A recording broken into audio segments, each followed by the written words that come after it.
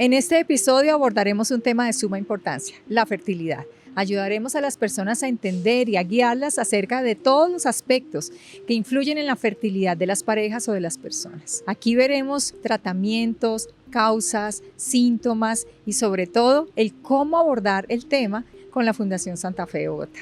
Querida audiencia, qué gusto tenerlos de nuevo en esta semana con un nuevo podcast de Cuida tu Salud, el podcast de la Fundación Santa Fe de Bogotá. En este espacio conocemos mucho sobre la salud en temas médicos, científicos y contamos, por supuesto, con los expertos que nos guían de una manera mucho más fácil de entender todo lo relacionado con nuestra salud y las condiciones que tengamos.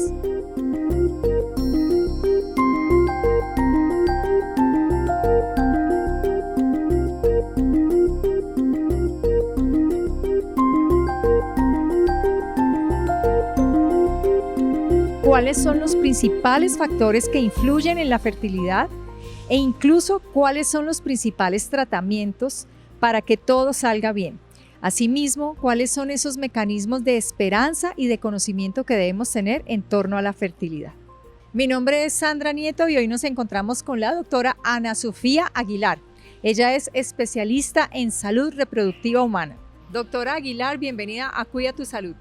Hola Sandra, muchas gracias por la invitación. Estamos felices de tenerla porque este tema es muy interesante, el tema de fertilidad, el tema de poder traer vidas al mundo. Pero antes de entrar en materia, me encantaría que conociéramos quién es la doctora Ana Sofía Aguilar, por qué terminó en el mundo de la medicina y por qué ese gusto y especialización en todo lo que es fertilidad. Bueno, Sandra, yo vengo de una familia de médicos, mi mamá es médica y tengo varios tíos y tías médicos, por ese lado digamos que ya estaba la vena del gusto.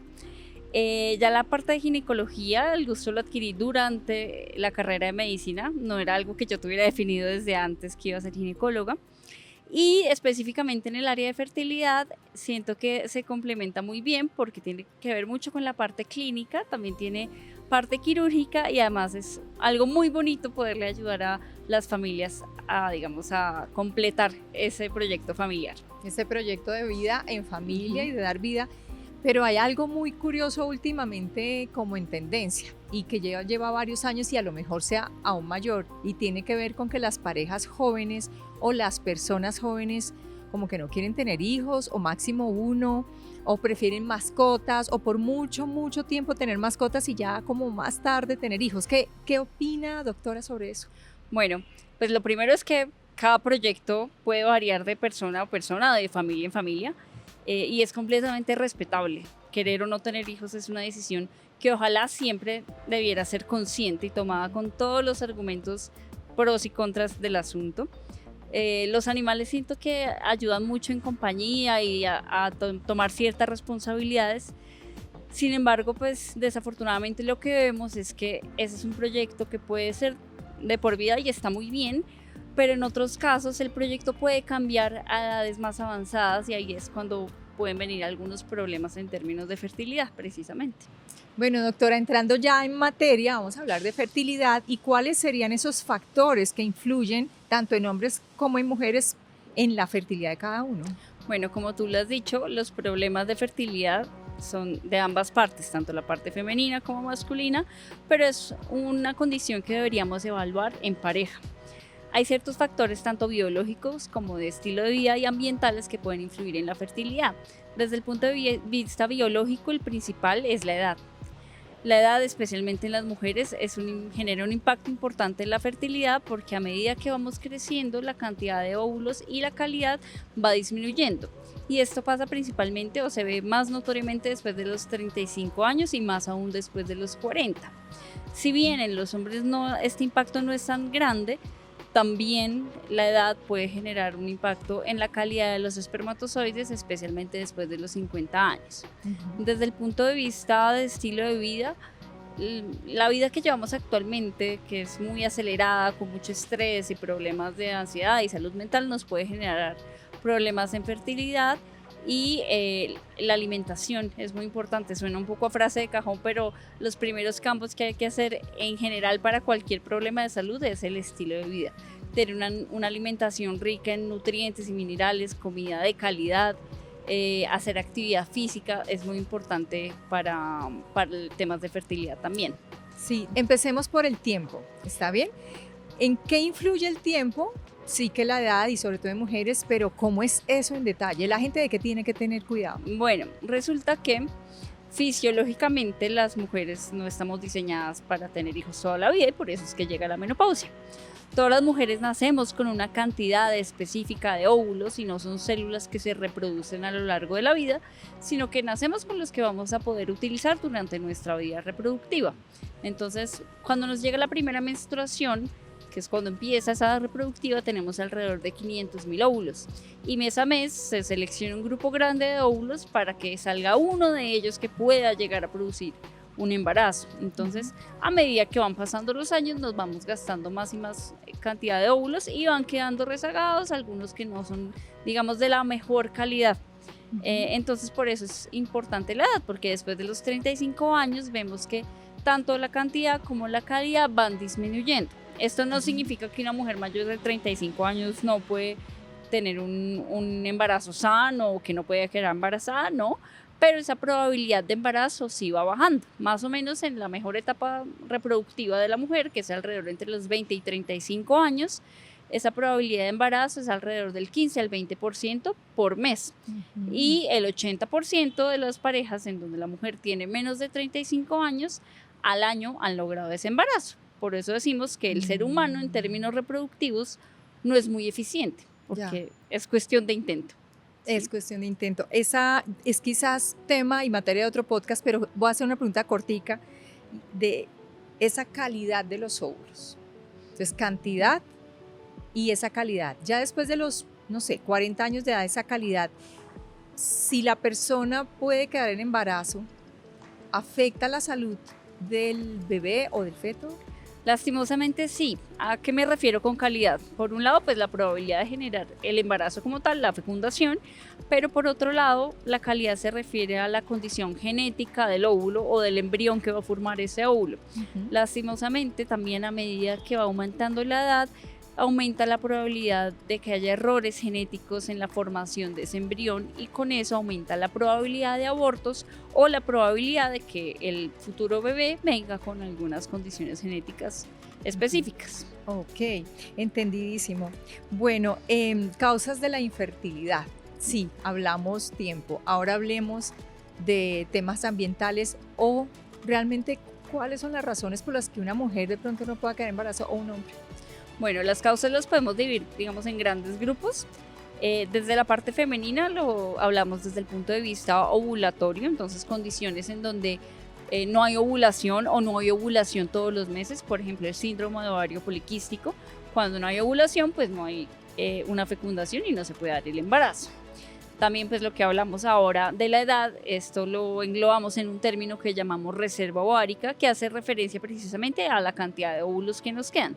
Cuando esta reserva ovárica es muy bajita y se acompaña de una edad avanzada, la probabilidad de lograr un embarazo disminuye y aumentan los casos de infertilidad. Otra condición tiene que ver con las trompas uterinas. Estas son estructuras en donde se une el espermatozoide con el óvulo, entonces cuando las trompas están obstruidas por algunas causas infecciosas o por cirugías previas o manipulaciones previas de las trompas uterinas, como la cirugía de ligadura de trompas, pues esta unión entre el espermatozoide y el óvulo no se puede dar. Hay causas que influyen en cuanto al el útero y específicamente el endometrio, que es esa capa interna del útero en donde se da la implantación o donde se aloja el bebé. Cuando hay alteraciones de esa capa interna del útero, por ejemplo por miomas, por pólipos, por cicatrices uterinas, también puede haber problemas de fertilidad. Y por último, pero no menos importante, la causa masculina, cuando hay problemas espermáticos. También debo decirte que aproximadamente en un 15% de los casos no se encuentra una causa de infertilidad y lo llamamos infertilidad inexplicada. Inexplicada, ya iba para allá. Y es cuando uno compara, si es que esa cifra es viable, hombres, mujeres o masculino, femenino, ¿qué proporciones de infertilidad cuando la pareja dice no o la persona dice no he podido tener un bebé o no he podido quedar en embarazo? ¿Hay alguna proporción? Sí, tradicionalmente, o pues lo que creíamos antes es que, entre comillas, era culpa de la mujer en la mayoría de las veces. Primero, lo que te decía al principio, esto debe ser abordado como una condición de pareja y no echarse culpas entre uno y otro. Segundo, la probabilidad o pues la proporción de causas masculinas es hasta el 35%, de ovulatorias es alrededor de un 20%, las condiciones tubáricas, es decir, de las trompas de falopio, varía según cada población, pero es alrededor de otro 20% y en gran parte puede haber combinaciones de todas estas causas. Entendido. Muy bien. En el caso de la salud mental, decíamos que había varios factores. El estrés, a veces cuando la pareja dice ya tengo un tiempo de que no podemos, o la persona, porque a veces no necesariamente está en pareja, sino que quiere tener un hijo, y empieza un estrés, y empieza una ansiedad y una tensión.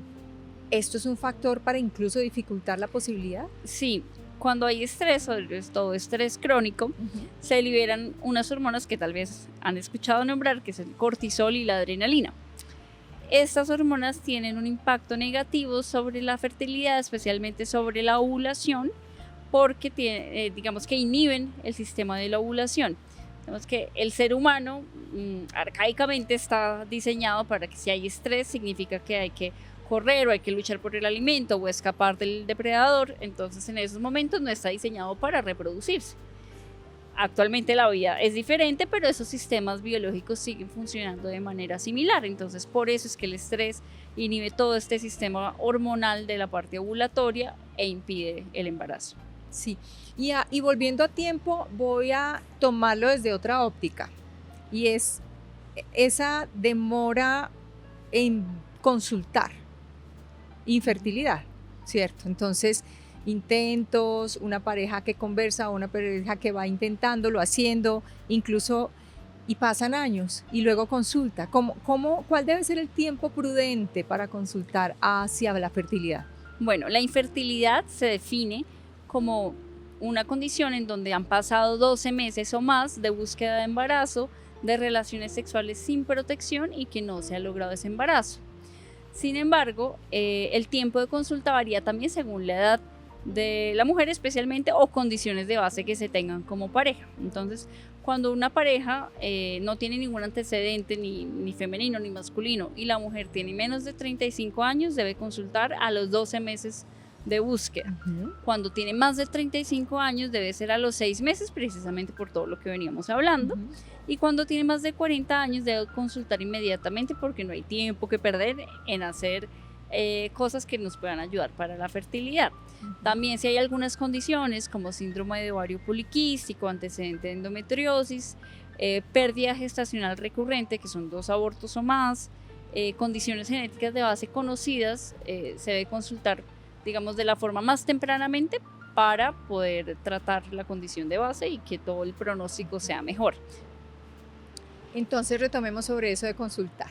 Supongamos que la persona ya decide por estos tiempos o porque en cualquier momento dijo sola o con su pareja quiero consultar. Bueno, ¿qué pregunta? ¿Cuáles deberían ser esas principales guías que le podemos dar a una persona interesada? Bueno, siempre digamos que el acceso, sobre todo cuando es una mujer, es su ginecólogo. Entonces, saber que hay ginecólogos especialistas en salud reproductiva, es decir, en fertilidad, que pueden ayudar a empezar un proceso de diagnóstico si es el caso. No siempre indica que requiere un tratamiento de reproducción asistida, sino simplemente una guía para saber cómo va a ser el proceso a seguir y estar muy pendientes del embarazo desde el principio, lo que llamamos la consulta preconcepcional, que es estar en las mejores condiciones posibles para poder llegar a ese embarazo. Lo segundo, pues digamos desde el punto de vista masculino, también hay urólogos que se especializan en la parte reproductiva y pueden ayudar a hacer algunos tratamientos previos antes de embarcarse en un tratamiento de reproducción asistida. Perfecto. Ahora hablemos de tratamientos. Debe haber un montón. Hay algunos que todos popularmente hemos oído, in vitro, etcétera. ¿Cuáles son esos tratamientos? Más o menos en qué consiste cada uno. Hay diferentes tipos de tratamientos, hay tratamientos médicos y quirúrgicos. A la parte quirúrgica me refiero a condiciones específicas que pueden afectar la fertilidad. Entonces, por ejemplo, quitar un mioma o un pólipo, que como te decía pueden ser causas de fertilidad. Entonces hay mujeres que tienen antecedente de ligadura tubárica y en algunos grupos específicos de pacientes se benefician de lo que llamamos la recanalización tubárica. También hay hombres que tienen antecedente de vasectomía y existe una cirugía para recanalizar los vasos por donde van los espermatozoides. Ya hablando de los tratamientos médicos o específicamente lo que llamamos técnicas de reproducción asistida, lo podemos dividir en dos, de baja complejidad y de alta complejidad. La baja complejidad puede ser simplemente ayudar a la mujer a la ovulación, indicar cuándo deben tener relaciones sexuales, u otro tratamiento un poquito más complejo que es la inseminación intrauterina, en donde se hace una preparación especial del semen, pero la unión del óvulo con el espermatozoide, es decir, la fecundación, se produce dentro del cuerpo de la mujer. Y lo que llamamos alta complejidad es cuando esa unión del óvulo con el espermatozoide se da en el laboratorio de embriología. Lo conocemos comúnmente como fertilización in vitro.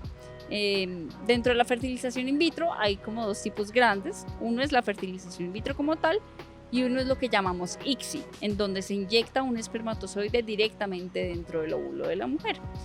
Y con base en esto se pueden desarrollar otras técnicas como son las pruebas genéticas embrionarias antes de la implantación, o como es la donación de gametos, tanto de espermatozoides como óvulos. Hay parejas donde lastimosamente ya sus gametos no pueden ser utilizados para buscar un embarazo y requieren la utilización de gametos de alguien más que los ha donado previamente.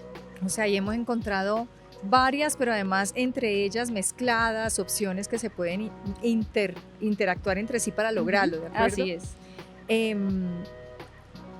¿Hay tiempos estándares de logro?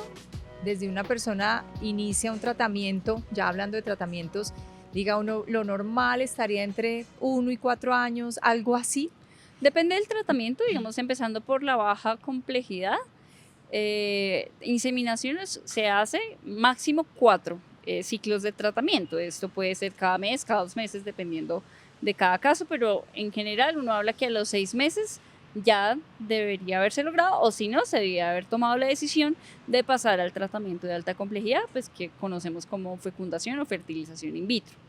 Ya hablando de este tratamiento en específico, el embarazo nunca se puede asegurar, eso es algo que lastimosamente no podemos decir, es que yo le garantizo que se va a lograr el embarazo, no, y depende de cada caso, va a tener mejores chances que otros, pero nunca se puede garantizar.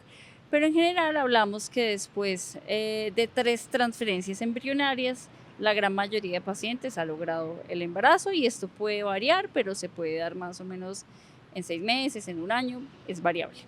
Es variable. ¿Una transferencia embrionaria se puede hacer varias veces, varios intentos? Sí, de un tratamiento de fertilización in vitro pueden salir varios embriones y se transfiere de a uno en uno, entonces digamos, hacemos un tratamiento hoy, se hace la transferencia de embriones hoy, no hubo embarazo, tengo otros embriones congelados que puedo utilizar para intentar nuevamente más adelante, o en el caso que haya embarazo también puedo utilizar esos embriones congelados para buscar un segundo embarazo, es decir, un hermanito.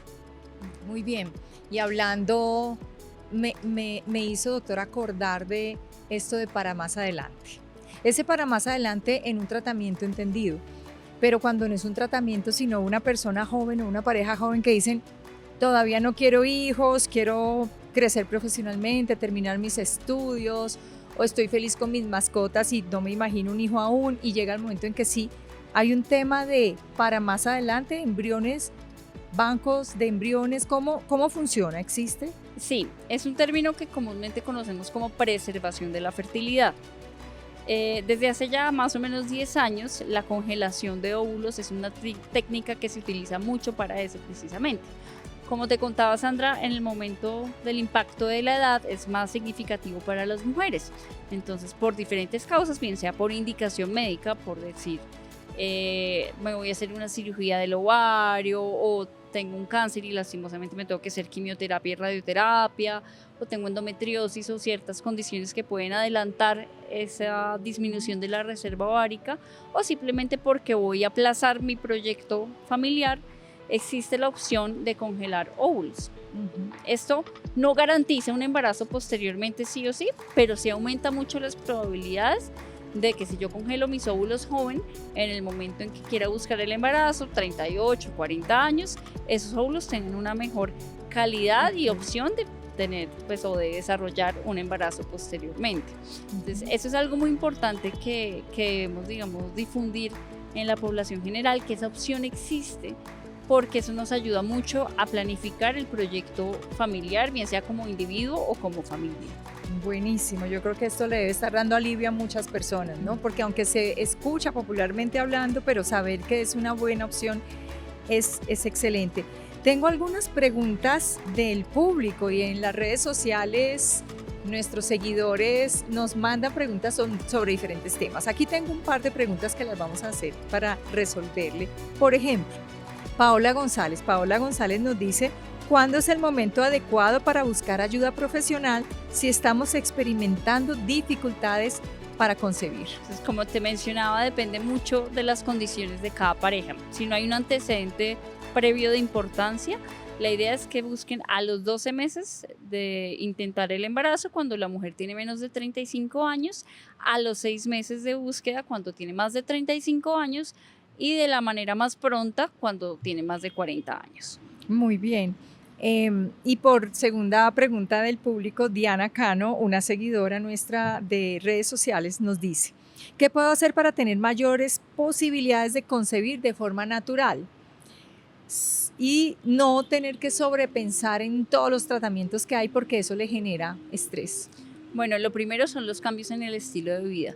Como te mencionaba, la nutrición y la actividad física son cosas muy importantes en donde podemos hacer cambios que impacten en la parte reproductiva. Volviendo al ejemplo del síndrome de ovario poliquístico, aquellas mujeres que cambian estilos de vida y que disminuyen el 5% del peso corporal, solo con eso pueden empezar a ovular espontáneamente sin necesitar algún tratamiento médico adicional. Entonces, lo primero son los cambios en el estilo de vida, iniciar la toma del ácido fólico de manera preconcepcional, porque esto es algo que nos va a ayudar a disminuir problemas del desarrollo neurológico del bebé. Perfecto. Doctora, hay muchos temas que a mí me gustaría saber si quisiéramos profundizar en algo que no hayamos hablado. Bueno, realmente creo que ya tocamos en este momento todos los temas. Estaré atenta a cualquier pregunta que tenga la comunidad y si es bueno podemos hacer otro podcast con algún tema en específico. Doctor Aguilar, ¿cómo hace la gente para venir a la Fundación Santa Fe de Bogotá? ¿A quién acude? ¿Cómo podemos atender a las personas que están interesadas en el tema de fertilidad? Bueno, en la Fundación Santa Fe de Bogotá tenemos un nuevo centro de fertilidad que está ubicado en la carrera séptima con calle 123 y pueden solicitar cita a través de los diferentes canales de la Fundación Santa Fe de Bogotá, a través del call center, a través de la página web de citas FSFB y de la aplicación Don Doctor o directamente al WhatsApp del centro de fertilidad. Doctora, ha sido un placer tenerla aquí en Cuida tu Salud. Esperamos que se repita porque este tema es muy amplio y estoy segura que muchas personas en las redes sociales nos van a comentar de querer saber mucho más. Claro que sí, Sandra, muchas gracias a ti por la invitación y cuando quieras estoy dispuesta a resolver más preguntas o temas que salgan de toda esta comunidad. Perfecto, así que ya sabemos, Centro de Fertilidad Nuevo de la Fundación Santa Fe de Bogotá, que trae toda la experiencia y toda la tecnología y la innovación de parte de todo nuestro cuerpo médico, científico y asistencial. He aprendido muchísimo en este podcast acerca de la fertilidad. Espero que ustedes lo hayan disfrutado, que hayan aprendido cantidades y sobre todo que compartan este contenido con las personas que ustedes crean que les puede ser de utilidad. Gracias por acompañarnos en el podcast Cuida tu Salud de la Fundación Santa Fe de Bogotá, un podcast que se dedica a lo más importante de nuestras vidas, la salud.